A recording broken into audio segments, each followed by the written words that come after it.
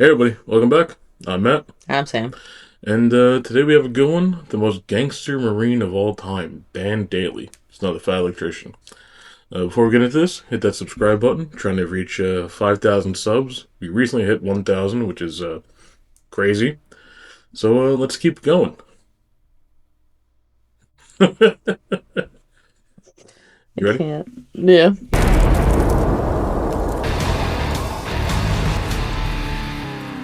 Here we go, Dan Daly. All right, go ahead and make your prediction now. Who would win in a fight? 200 kung fu practitioners with melee weapons or one Marine with a machine gun? Today we're talking about the most gangster Marine ever. A man so remarkable that General Lejeune himself would declare him to be the most outstanding Marine of all time. A man that was so fierce on the battlefield that General Smedley D. Butler, one of only 2 Marines to ever receive the Medal of Honor twice, would declare him to be the fightingest Marine he ever knew. Ladies and gentlemen, the only other Marine to receive the Medal of Honor twice, Sergeant Major Dan Daly. Born in New York on November 11, 1873, Dan Daly would grow up competing as an amateur boxer as well as working as a paperboy. And while working as a paperboy might seem like the useless details you throw in at the beginning to humanize the main character, in this case it's anything but, because him working as a paperboy would create a butterfly effect through time that would change the US military as a whole. You see, you gotta remember that this is the late 1800s and information and news didn't spread the same way it does today, so working as a paperboy back then meant that he always got the newspaper, meaning that he had more information at his fingertips than 99% of the population. Because of this, he would be able to closely follow the exploits of future President Theodore Roosevelt and his famous Rough Riders all throughout the Spanish-American War. And this would go on to be his inspiration to join the US Marine Corps, hoping that he too would be able to fight in the Spanish-American War. So that's exactly what he would do on January 10th, 1899, when Dan Daly would enlist in the United States Marine Corps at the age of 16 years old, coming in at only 5'6" and 135 pounds. But hey, as the old adage goes, it's not about the size of the dog in the fight, it's about the size of the fight in the dog. You see, the real problem here wasn't his stature, but the fact that he joined to fight in the Spanish-American War, and the Spanish-American War ended on December 10th, 1898, exactly 1 month prior to his enlistment date, but the news hadn't spread that far yet, so he ships off to training anyways. So fast forward, he finishes up training, realizing the Spanish-American War is over. He's kind of like, meh, I mean, the Spanish got off lucky, can't help it. I mean, let's face it, I'm gonna get the action I'm looking for at some point, right? This is America. We've been a country for like 124-ish years at this point, and we've been not in armed conflict for all of like 45 seconds at this point. Surely something's gonna pop up soon. So he ends up getting put on ship duty over in the It's crazy how often we're in war throughout like the 200 some odd years we've been a country. It's mostly for what, oil? Yeah.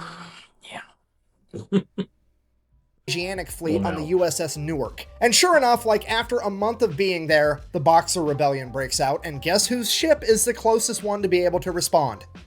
Dan Daly. Alright, real quick, oversimplified explanation of what the Boxer Rebellion is in case you have absolutely no idea. At this point in time, China had really just been opened up to the rest of the world, and foreign influence is just flooding in. You have Western businesses going in there trying to make money. You've got Western governments going in there being like, hey, you guys want some democracy? And then you had missionaries going in there also trying to spread Christianity. And all of this influence came so fast, so quick, that a large portion of the Chinese population felt that it was too much, too soon, and they started to push back and started a nationalist movement. Part of this nationalist movement was a bunch of young men that practiced Kung Fu. Now, to somebody from the West, Kung Fu looks an awful lot like shadow boxing, so they just referred to these young men as boxers, hence the term Boxer Rebellion. These boxers got together, started their own little club called the Society of the Righteous and Harmonious Fist, and then proceeded to run around beating the shit out of and or killing every foreign diplomat, businessman, and missionary they could find. And it is at that point that the Marines get sent in. So Private Daly and the rest of the Marines show up to Peking, China, which would later go on to become known as Beijing, the capital of China, at which point they promptly and immediately take over a large... Is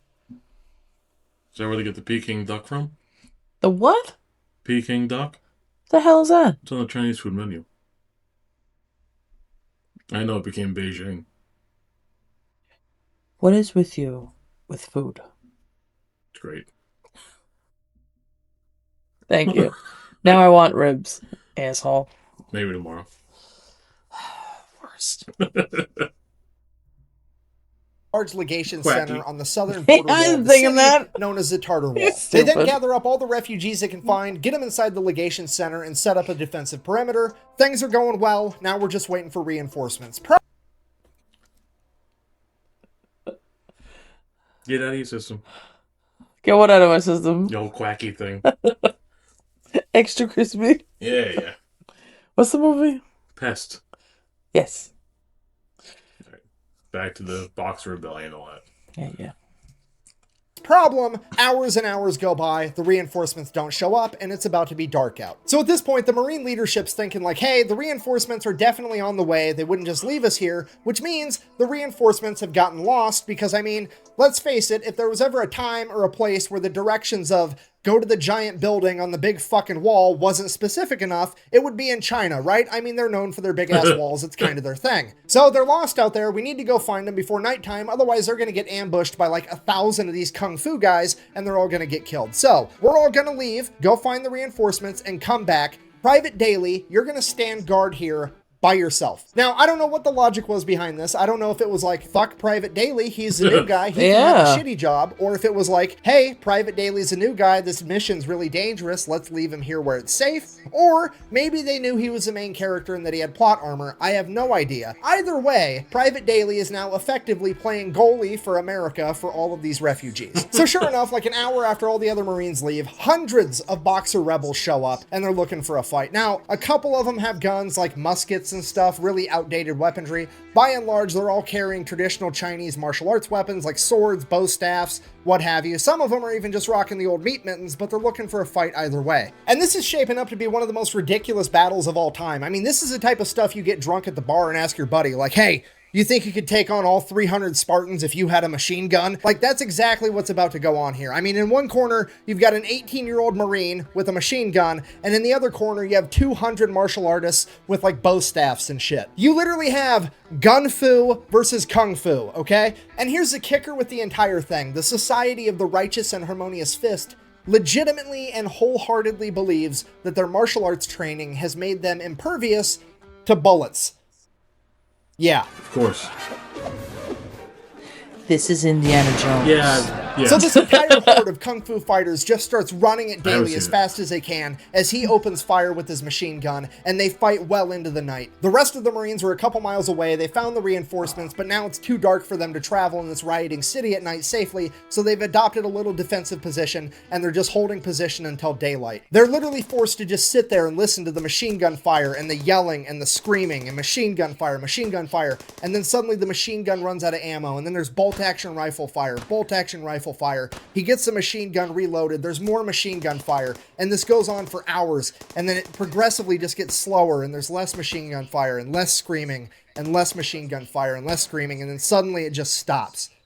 At this point, the Marines have to accept the fact that their friend has just died courageously in battle, fighting an entire mob by himself because they left him alone, and all the civilians that they've been tasked with protecting are going to be slaughtered. And now all they can do is sit there and wait for the sun to come up. So the sun comes up and the Marines start making their way back to the legation center, but they're kind of dragging their feet because, well, they know what they're going to find. They're really just there to recover the remains of Private Daly and make sure that those are taken care of. And they start making their way there, and as they get closer, they're like, man, Private Daly really took out a lot of these guys. That's impressive. And they get closer and like, holy shit, he took out a ton of these guys. This is the most aerodynamic mass grave I've ever seen. And they get to the top of the wall, and there's Private Daly smoking his pipe, leaning up against his machine gun. And they're like, holy shit, you made it. He's like, yeah, why wouldn't I? Well, we heard the machine gun stop firing and we just assumed that you'd been killed. He's like, no.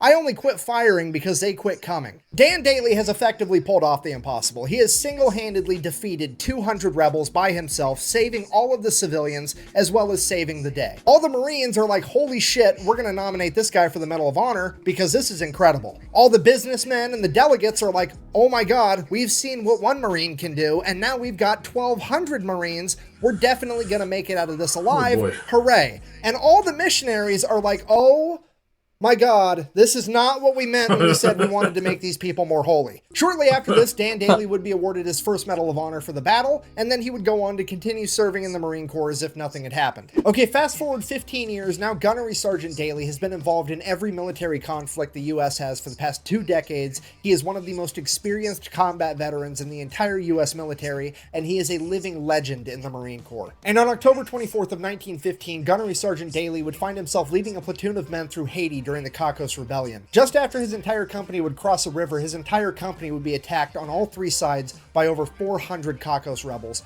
forcing them to retreat back into the river. And while doing so, the horse carrying the crew-served machine gun would be shot and sink to the bottom of the river, as the remaining Marines continued to cross the river before adopting a defensive position to repel the attack until nightfall. It is now pitch black outside, and Gunnery Sergeant Daly knows as soon as the sun comes up, they are going to get attacked again, and the only chance they have is to get that machine gun back from the bottom of the river. So he takes off by himself in the dark of night, goes all the way back to the river, and just begins diving to the bottom of the river, trying to find this dead horse with the machine gun strapped to it. And after hours... Diving in pitch black water in, what did you say, Haiti? I think so. I don't even want to go in my pool at night like that. Your pool? Yeah. No, thank I you. would say you with the ocean. Yeah, no, I'm But- not going in the ocean at night. Yeah. First off, how the hell does a machine gun work after the fact of being submerged in water like that? It depends on the make and all the mechanisms and all that. Some guns are pretty reliable. That's crazy. You pretty much blow up an AK and it's still gonna work. Okay, then. Yeah. So we gotta get you with the Glock. Yeah, you want Yeah. with the Glock? Was it the Glock 43? Yeah, I'm waiting for my handbag to come. Yeah, it's waiting for a handbag. Listen. hours of prepared out trying, there. he finally Yeah. finds this horse, manages to go down, untie the machine gun, come back up for air, go back down again, getting pieces, ammunition, the gun itself, the tripod. He gathers up all of this stuff, gets it out of the river, and then straps it to his back and carries it back to his men. Bear in mind, that is over 200 pounds of equipment, and this guy is 5'6", 135 pounds, but he gets it done anyways. Now, Marines believe in Damn. a couple things when it comes to a gunfight. Number one, bring a gun. Number two, bring friends with guns. Number three, decide to be aggressive enough, quickly enough. If you're not picking up what I'm putting down, I'm trying to tell you that he is not about to use this machine gun for self-defense. He's about to use this machine gun for self-offense. First thing in the morning, he gets his men together. They launch an attack first, scattering the enemy into the jungle, retreating, and Daly has effectively saved himself and all of his men, earning himself his second Medal of Honor. Fast forward 2 years, June 1st, 1917, it's World War I, and Daly is now a first sergeant, leading an entire platoon of young, inexperienced Marines into the Battle of Belleau Wood. If you don't know the Battle of Belleau Wood, the Germans are just rampaging through France, making a beeline right towards Paris. And at Belleau Wood, the US Army, the Marine Corps, the French Army, and the British Army all get together to stop the German military in their tracks. Now, this made it not only a strategic battlefield, but a symbolic battlefield, because how dare you stop the mighty German military? Now they're going to hit back twice as hard just to prove that it was a fluke. Because of this, right after they stopped the German military on June 1st, the French military is like, okay, we stopped them, let's take the W and head back to Paris and we'll fight from there. We don't want to get slaughtered in this wood line by the Germans because they're pissed. And it is at this point that the Marine leadership famously responded by saying, and I quote, "Retreat? Hell, we just got here." And then the Marine Corps pretty much dons their gas masks, fixes bayonets, and proceeds to fight their ass off for the next 26 days straight. Okay, here's what I need you to understand. On paper, the Marine Corps should absolutely not win this fight. They are both outnumbered and outclassed. The German military is one of the most veteran fighting militaries on the planet at this point in time, and the Marine Corps is primarily comprised of a bunch of 18-year-old kids that have never seen combat. However, leading those 18-year-old kids is a bunch of fucking badasses like Dan Daly. Okay, this video started with him being a paperboy from New York. He is now a 45-year-old man with 2 Medals of Honor that has been in the Marine Corps since he was 16 years old. This man is a grizzled veteran that has been there, done that, and has a t-shirt, and he is about to don his plot armor and fuck shit up. So Like the the Battle guy of from the Belleau other day. kicks off on June 1st, pretty much Okay. From Black Hawk Down that we just watched. Oh, yeah. Where he's just not phased Oh, by yeah, any I of the forget his missiles and name. everything shooting. Yeah. Yeah, he's more He's seen some shit. he's more annoyed at the fighting. Yeah. immediately First Sergeant Daly's lieutenant gets shot and he is now out of the fight. Okay, if you don't know what that means, the officer is the one guy on the battlefield that sort of kind of pretends like he gives a fuck, and he is now gone. The regulator is off the war machine, and First Sergeant Dan Daly is now in charge of his entire company, shit. unopposed. Fast forward June 5th, German artillery strikes the ammunition depot, lighting everything on fire. Dan Daly leads his entire platoon in, sets the fire out, prevents all the ammunition from exploding, saves the entire battle. Fast forward 5 days, June 10th, the German machine gun squad would try to advance on Daly's company. Daly would get up by himself with nothing but 3 frag grenades and his Colt 1911, using the 3 grenades to disable the machine gun before approaching, shooting their commanding officer, killing him, and taking the other 14 Germans as prisoners of war. Fast forward a couple of hours, still What? June 10th, Dan Daly... He took 14 POWs with 3 grenades and a handgun? Yep, and I think a knife. Okay. Alright. He looks around at the faces of the young men that he's leading through this battle, and they're looking tired. They're looking like this is the worst time of their life, and it is at this point that Dan Daly decides that he needs to get aggressive enough quickly enough. This battle's effectively been a stalemate for the last 10 days, and he's had enough of this bullshit, so he gets up, walks right out into the open in this wheat field that's functioning as no man's land between the Marines and the Germans. He looks at the Germans' line, turns around, looks at his Marines, and yells, "Come on, you sons of bitches, do you want to live forever?" before charging at the German line. All of his Marines, that's Dan fucking Daly, were gonna follow him, so they charged too. In an act of pure hyper-aggression, Dan Daly's company would catch the Germans off guard and would actually manage to punch through their line, causing all the other Marines to become hyper-aggressive and attack as well, effectively setting off a chain reaction that would lead to the Marine Corps pushing the Germans all the way out of Belleau over the course of the next 16 days, where on June 26, American High Command would receive a single telegram, and I quote, "Woods, now Marine Corps entirely," giving America its first win in World War I and the Marine Corps its new moniker. Due to the blatant hyper-aggression of the Marines, the Germans began calling them the Teufelhunden, or the Devil Dogs. And it's all because of the actions of First Sergeant Dan Daly. After the Battle of Belleau, Daly would continue to serve throughout World War I until on the 11th hour of the 11th day of the 11th month of 1918, the Germans would surrender, effectively ending World War I, which is why in America we celebrate Veterans Day on November 11th, which is also, by sheer coincidence, I'm sure, Dan Daly's birthday. The guy's the main character. I don't know what to tell you. So then, because Dan Daly was like the badass at the Battle of Belleau, he gets put up for yet another Medal of Honor, potentially becoming the first man in American history to pull off the Medal of Honor hat trick, getting the three-peat. Absolutely everybody that was there that day all signs off on it. His men, his chain of command, they do the paperwork, they send it off to DC to get this man his medal. Then the political side is like, no, absolutely not. We don't care if he earned it or not. It's not about getting what you deserve. It's about doing what we think is fair, and we don't think it's fair that he should get 3 medals of honor, so we're just not going to give it to him because we said so. Go fuck yourself. So instead, they go ahead and they give him the Distinguished Service Cross and the Navy Cross, which, if you don't know, both of those are like tied for the second highest military honor, because apparently second plus second equals first, I guess. Anyways, so he gets those instead. And then, bear in mind, this is 1919, right after World War I. Like a month later in 1919, the military creates a new law that you're only allowed to earn 1 Medal of Honor. Okay, Dan Daly is so fucking gangster, they literally had to change the rules on how many times you're allowed to achieve the highest honor in the military. After World War I, he would retire as a sergeant major, having turned down becoming a commissioned officer on multiple occasions, citing that he would rather be an outstanding sergeant than just another officer. He would then go on to work as a bank security guard, where for 17 years he would be the living embodiment of the world's shittiest lottery ticket for anybody dumb enough to try to rob that bank. Could you imagine just being some bank robber trying to get some quick cash and you run into the most gangster Marine of all time? Okay, I'm just going to throw it out there. He didn't retire from being a bank security guard until 1936, and John Dillinger's bank robbing spree was from 1933 to 1934. So for a couple of years there was a significantly greater than 0% chance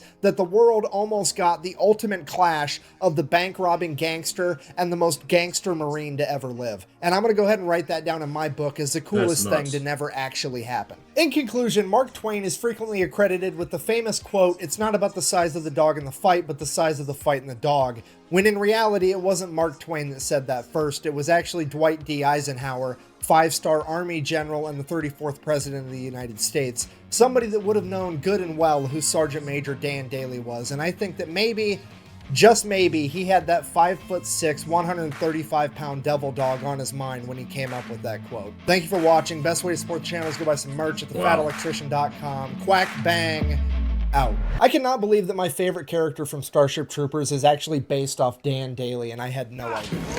Come on, you ape! You want to live forever? I expect the best. Oh, and okay. I give the best. Here's the beer. We gotta watch that. Starship Troopers. Mm-hmm. That's crazy how we took that many prisoners with a pistol and 3 grenades. All right. I'm impressed with the whole in the middle of the night going into the river, Yeah.